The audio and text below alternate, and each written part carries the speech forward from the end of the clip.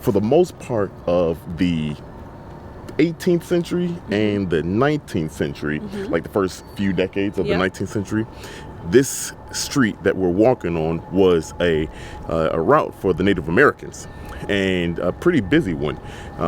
It actually connected Fort Dearborn to Indiana. Oh. Yeah, Fort Dearborn, Indiana. So that's pretty cool that we're just walking down here, right? Just cruising. But this went through a big transformation. Like a major transformation. Right. Post fire. Yes, post fire. Yeah. That's a coin. Post fire. So we're on a path to tell you all about this street that we're on. But before that, we haven't done this in a long time. I know. Can you please like, subscribe, and follow? You got to this point. It's easy. It's early. Just hit the subscribe button right there. Just ping. Just go ahead and do that so we can keep doing what we do. Yeah. But other than that, now we ready to go. 77 Flavors of Chicago. Now.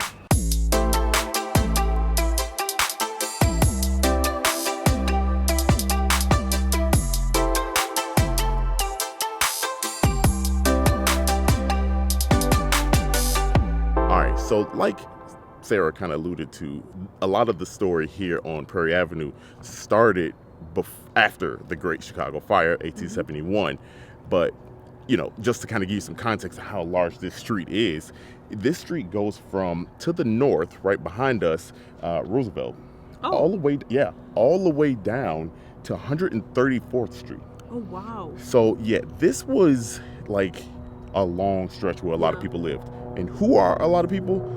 Well, this was home to a lot of famous, rich Chicagoans. Like some of Chicago's most wealthiest people lived on this block. It was called Millionaire's Row. Millionaire's Row. Matter of fact, at one point, the New York Times had written about this street and said that this was the wealthiest street to the west of Fifth Avenue.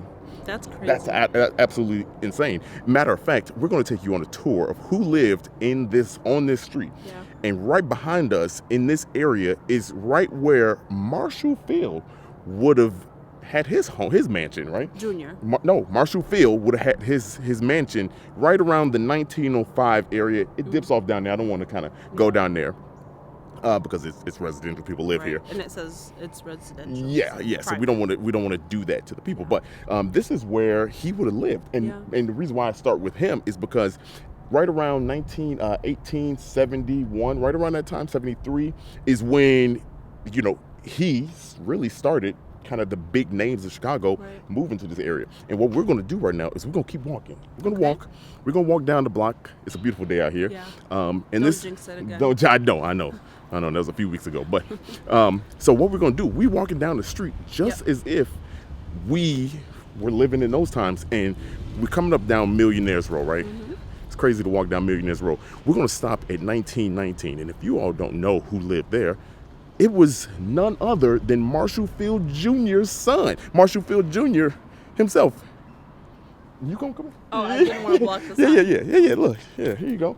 Look, boom, Marshall Field. Crazy. Yeah, right there. It's crazy to think that they live this close. Yeah. Right? They live this close on this block crazy. here. A lot of cool things down here. And if you come down the street, you can see the plaques that are just hanging out here. It tells you who made it. Almost every famous house has a plaque in front of it. Yeah. That tells you. And you can kind of tell when a house is like pretty old. Like the architecture is clear. It's not like a square building. Yeah, the rectangular building. It's beautiful.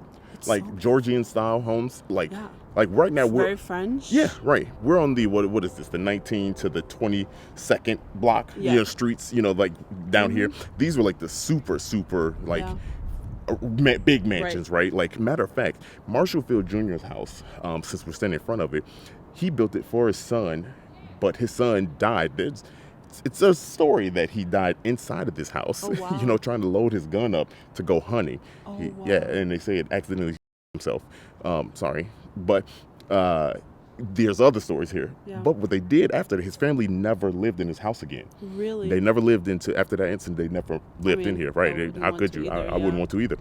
So what they did was, kind of fought to keep this preserved. And there's a lot of preservation stories down here where people kind of fought to preserve stuff. We'll get to that a little bit more because it's an interesting one here. This one was preserved, but it took a little while to get preserved. And what they did to preserve it, since it's such a huge mansion, like huge, like it's large, they made this a 6 condo luxury house, condo. Yeah, and condo. it says private residences, so people actually live here. Yeah, pretty dope. But there's so much more down this block. I know. Let's go, because we got some more people to show you. Some houses, I should say. Let's go.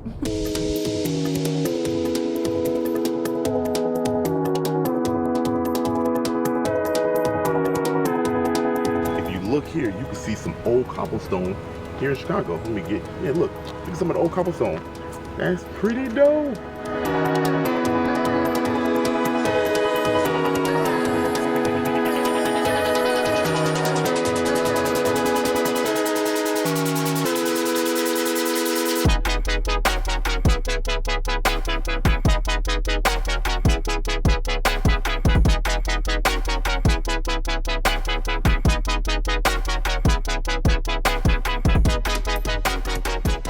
As we walk down, every neighborhood has a park, right? And this was a park that was kind of dedicated to the lost homes, as you saw in the B-roll there. There's a lot of homes that were lost, and I talked to you about preservation and all that kind of stuff.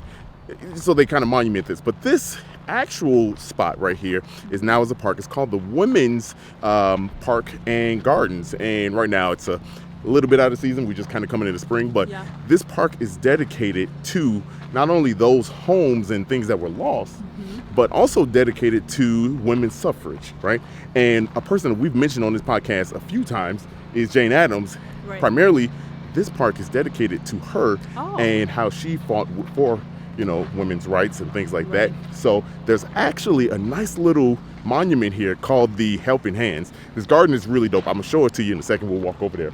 But this is a community garden. It's like a regular garden that you can kind of just a park. You can chill. Just come in and and then there's a cool house. There's a very cool house. Let's go check it out. Let's go check it out.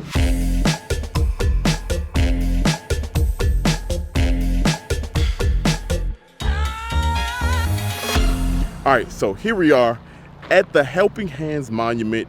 It's really dope. We got the B-roll inside of it, but I've been here before. This is my first time. This is dope. Let's go up in here. Like, it's so peaceful. Yeah. Like, the cool thing is that they have these hands that are kind of grasp, each other and helping, right? It's actually really dope. I remember the first time I came here. It was a little chilly, but this is so cool. This is so dope and dedicated to Jane Addams. So if you're in this area, come stop by. It's so peaceful. It's so peaceful. So peaceful. And you're like in the middle of the city, and it doesn't even feel like you're in the middle of the city. Exactly. Right. That's wild. Right. Not only that, but like you're next to something that is super historic. Yeah. Like, and inside of a community garden. We talked about Chicago's a city in a garden. Yeah. We're not lying about that. But let's go. Look at that house. Oh yeah. How it looks from this side. Y'all got to see this. You look at the house back there. You see it? That house right there. Gorgeous, gorgeous. You want to go see another special house? I do. Let's go take a look. Let's.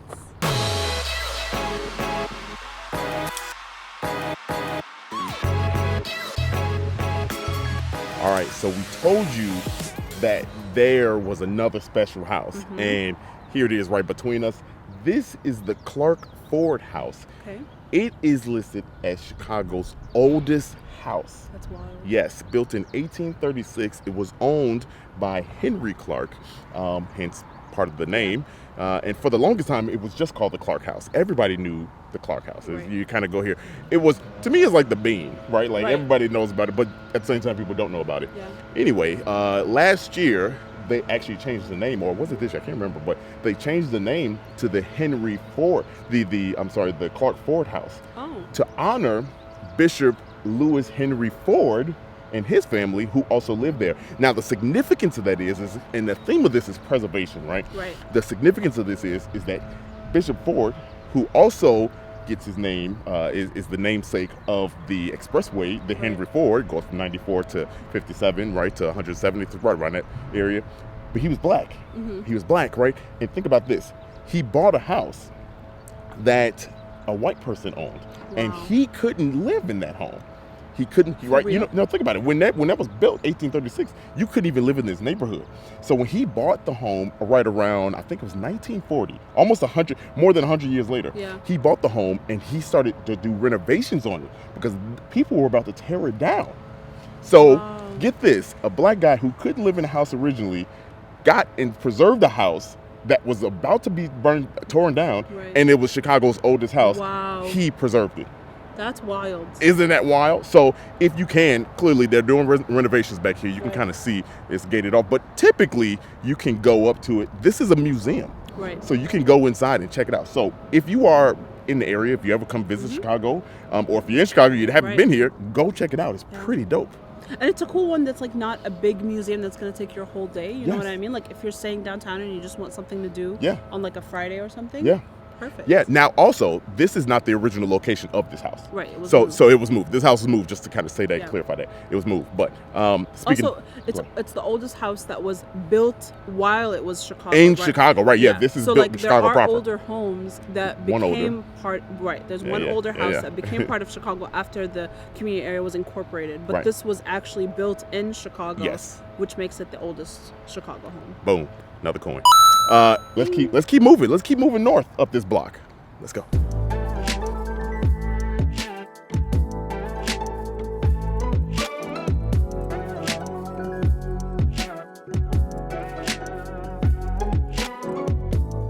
Right behind us, and we're pretty much at the north end of where the bulk of the meat and potatoes of this street starts, right? The historic district. Yeah. So right behind us is the Glessner house. Right. Now, let me just say who Glessner is. John Glessner. John Glessner was the creator of the International Harvester. We talked about that when we talked about hagfish and South Deering, all that part, right? You can kind of hear it doing its thing right now. There's a harvester coming up right now. But we'll let him pass. So you talk about famous people that lived on the block. He lived on the block. And right now we're at the corner of 18th and Prairie Street. Right. When he came on the block, though, he really kind of shook up a lot of things, right?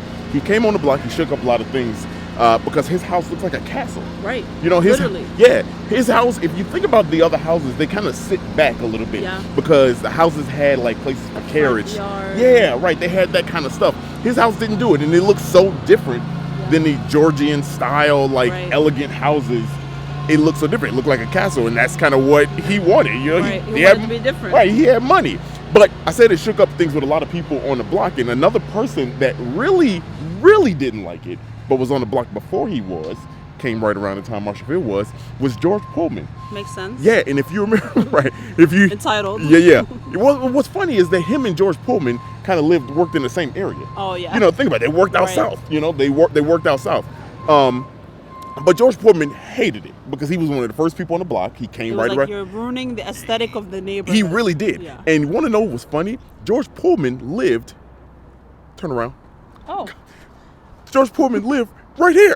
Did he? Yeah. Oh, so George Pullman was like, "Yo, this shit is trash." I mean. And he hated it. Yes. HOA didn't exist at the time. HOA was like, nah, we don't care about you. If there was an HOA. Yeah, but isn't that crazy? That is wild. Yeah, so they both lived on this block, which is crazy, the people that lived on this block. Another cool thing that lived on that was on this block in more modern times is, we can kind of walk to it. Let's go over here. Let's cross the street here. Because this is really dope. Yeah. I see a plaque, so every time I see a green plaque, I'm like, what is it? Yeah. But if you look right here, and we'll turn around so you can kind of see. Let's turn around here. But if you see this very elegant house right here, and you kind of look above right there, you see that right there where my finger's pointing? That is the U.S. Soccer logo. Oh. Yeah.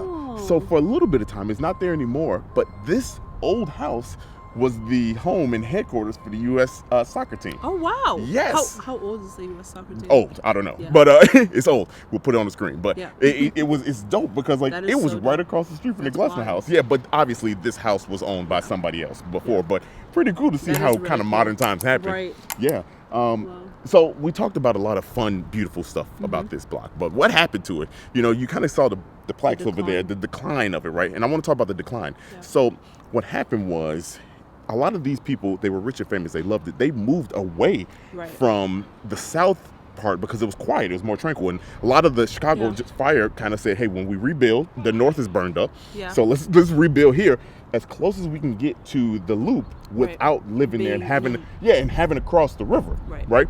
So let's move to, because there was no bridge to cross the river. Right. So it was like, let's kind of settle as close as we can, but still be tranquil, quiet, make our own thing. Well, when the stockyard boom and a train boom and happened, remember when we talked to Motor Row, when they actually did finish the bridge over the river, a lot of people left this area. The reason why they did that is because the stockyards and a lot of the stuff happened here. Philip Armour had a house that he lived that was on the block here. Philip Armour, if you don't know, he was he was the owner of Philip Armour and Company, which was huge in the meat packing. Right. So he kind of contributed to this, but that's beside the point. When all the soot and the noise and the dirt and everything just start kind of creeping its way towards these people, they were like, no, we don't want to live here anymore. So what happened was the people started to move out. 1882, Bertha Palmer, the wife of Potter Palmer, the Palmers, right? She said, I'm gonna build a house, a mansion, mega mansion up north. I'm gonna build it up north, and it's gonna be pretty dope, right? So I'm paraphrasing. I'm pretty sure she didn't say dope. She didn't say it's pretty dope. But she built one that was crazy, right? And so that was completed 1885, 3 years later. When that was completed, everybody flocked. Everybody was like, yo, let's move. If the Palmers are moving, we're moving. So everybody moved. And that is how the Gold Coast got started. Wow. Bing bong. Bing bong. There it is. Yeah, there it is. Pretty dope. Yeah. Pretty dope history. That is really cool. Yeah, it's very cool. I mean, like, this street, it's just gorgeous here. Yeah, it's absolutely beautiful. I don't know what they're talking about, soot and right. I live here. I live here. If I can afford it. House is probably like $20 million. Right. But we hungry. And we about to go eat in their neighborhood. In their neighborhood, right? Behind the Glessner house. Yeah, let's just go eat. Also, the Glessner house, before we leave, that's also a museum. It is. They three times a day. 11, 1, and 2:30. Yes. So come out here, check that out. Pretty dope on the inside. Got a lot of the stuff preserved there. So if you're in the area, again, you got 2 museums you can come check out. A park you can kind of see. And beautiful cobblestone that's still here. An amazing restaurant that we're about to go try that you could just have lunch at. Let's get it.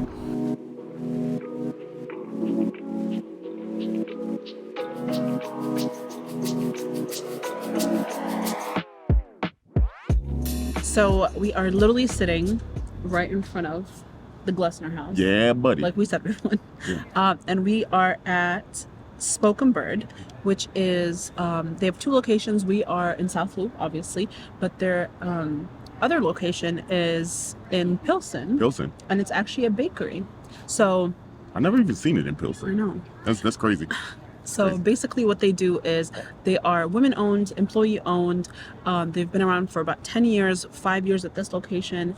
And they're very locally sourced. So everything is, they work with about like 30 farmers, local farmers, That's urban right on farmers. That's right on what we heard. Yep. 30 local farmers, urban farmers. They are, they just really care about the quality. Everything that is a bread or a pastry is baked at their Pilsen location. That's their bakery. And then they ship it all the way up here? And they drive it up the street. Well, that traffic got to suck. I'm sure they do it early as hell in the morning. So, they're not far. But yeah, so, we wanted to check them out. We were in the neighborhood. One cool thing about this place is that it's inside the Chicago Park District, the Women's Park and Gardens. So literally, you walk in the door and it says Chicago's Women and Park and Garden. Yeah. So come here and check out the garden. Yeah. And we're sitting outside. So they actually have an inside, which the inside, I believe the Park District is technically like upstairs and back. And then on the right hand side, when you walk in, there's an entire seating area. And then on the left hand is where you order.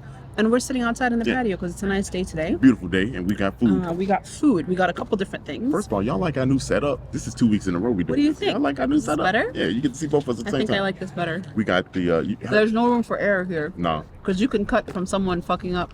Just the way we can't cut from both of us. So we'll start with the burger. So this is their smash burger with arugula and cheese.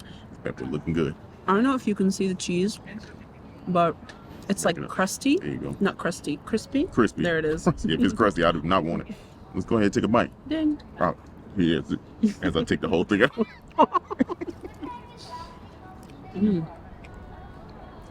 Okay.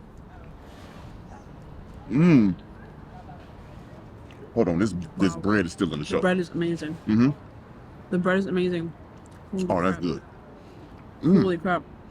That is. Wow. So they're actually working on opening up a few more locations. There's one coming soon in Bridgeport. Bridgeport, Bronzeville, Printers Row are their upcoming locations. I don't care about none of them other locations right now. This bad boy is good. The bread is so buttery. If this is what their bread tastes like on the regular, I know, we should buy a bag. Yeah, we're gonna have to buy a bag or something. Do they sell the bags here? Yes, they do. We're gonna have to, because this bread. They do. They sell bagels.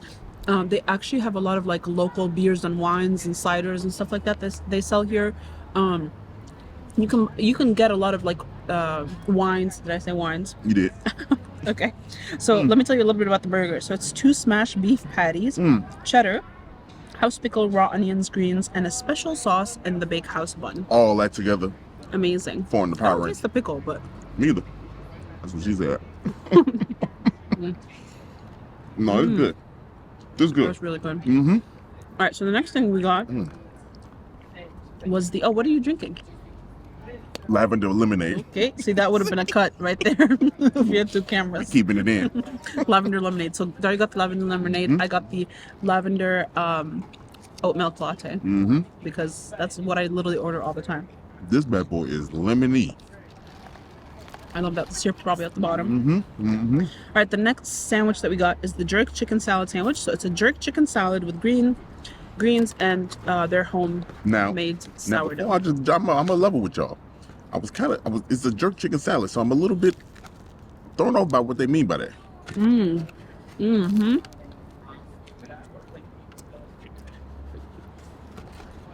Wow. Is it jerking? No. It's not too spicy. Not jerking. It definitely is not spicy. But it's not bad. It's really good. It don't taste nothing like jerk. Where do they get the idea that this is jerk from? Maybe it's similar spices? Yeah, maybe. Hold on. It definitely has a jerk like flavor. Yeah, but it is not spicy. It ain't spicy. No. I can see the flavor. This is good if you like the jerk flavor, but not the spice. It has a little bit of a kick. Like a tad. Like it's doing this. Yeah. You know what I mean? Right. Yeah. Hey, with this chip though. Oh yeah. So even their chips are they're from Michigan. I don't know why I opened the bag up like this, but y'all hear that crunch? They're kettle, skin on. Skin I've on never kettle. had a skin on chip What's the before. difference? They keep the edge. potato skin yeah. Hey, somebody dog. You know what I'm gonna do? I'm put it on in the sandwich. Let's do that. You know what time it is? Y'all ain't from the streets if you don't do this. Chip on the sandwich. Hold on, let me show y'all. Make sure I ain't skimping. What's the cross section? Hey, here you go. Yeah, put the chips on there, layer it up like that. See? You gotta get every piece. You gotta crunch it. You gotta crunch it. Yeah. Yeah. Yeah. There you go. What it do? That's doing thing. Not that it needed it, but it's a sandwich, so it needed it. Sandwich is needed anyway. Yeah, that is so good. Oh, now I caught a little bit of that jerk there. I'm telling you, it's jerky. It's not spicy. This is good. Yeah. It's definitely like a chicken salad. Yeah. And you know what I like? So the person that took our order was super nice. She said she's been working here for 3 years, and that when she started, she didn't speak any English. No English. And they let her work here, and now she like speaks English perfectly. Perfectly fine. Yeah. Like that. I mean, like that's amazing. Yeah, that is amazing. We love What's really cool about that is that you can feel the woman empowerment here. You can feel that. Because like you walk in the place and you like surrounded by, you saw the thing, but like you got all the women, historic women there with like brief history on them. Right. And then it's women ran and women owned. And in this part, I'm the only other dude here. You know, so there's a couple dudes working there. There's like 4 of us out here. So yeah. Run the world, girl. I mean, barely. We barely run it. Stop it. We need more. All right, so next we got a few of their desserts. We got their famous cheesecake brownie, which I think you would love that. So if you want to try, hold on, let me get. Just breaking off pieces. I already had a piece. All right, off y'all. Camera. It's so fudgy. It's very fudgy. God, it's so good. Let's see what this thing tastes like. Wow. Okay. That's amazing. That's really good. Now that's doing some things. That's really good. They really going crazy on the bread tip. And Ain't nobody. I mean, they're what they do. meant to be. Yeah, they bake all their stuff. All right, next. That's smacking. Next, we have the cinnamon roll. You just moving. Oh, man. The boy's still swallowing. Pause. Mmm. Hold on, let me hold it. Wow, that is delicious. It ain't that good. Come on now. Not that I'm sorry, y'all. I ain't eating it like that.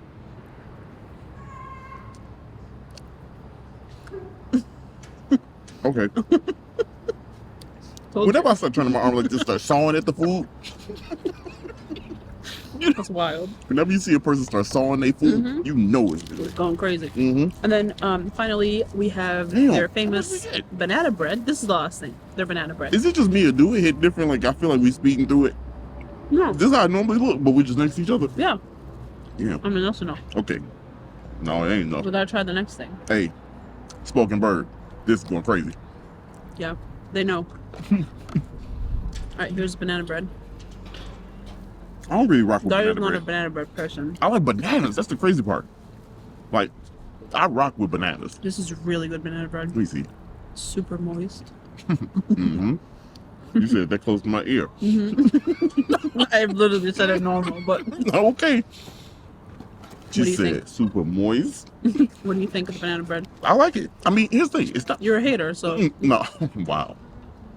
Banana bread is good. It's just for some reason banana, outside of being a banana, just don't taste good. He just likes basic delivery of ingredients.